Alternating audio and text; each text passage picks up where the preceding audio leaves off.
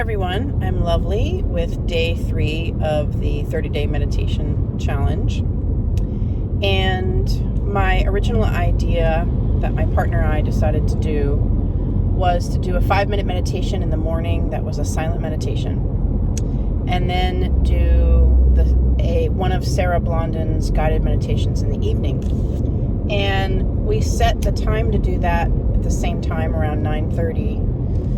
Because that gives me enough time to put my daughter down, who's 9, and then, have time to get set up if I need to, ready for bed. And it's only been a couple days, 2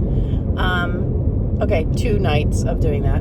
And I realized that I was really tired last night, and I'm really tired at that time in general, because it's right before my bedtime.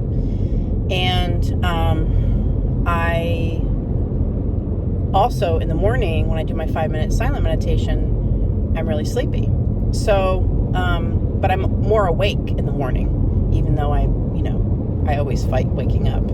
So I think we're going to switch it. I think we're going to try to do, I'm going to do my Sarah Blondin meditation in the morning, which is guided and longer. It's like between 7 and 12 minutes, and do the silent meditation at night.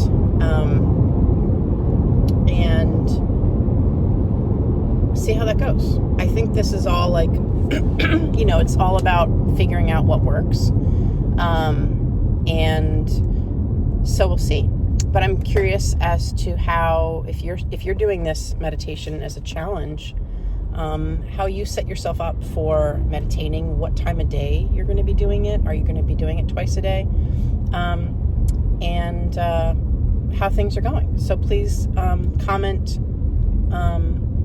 either on my YouTube channel or under the video, or wherever I've posted this, because I'd be really curious to see how things are going.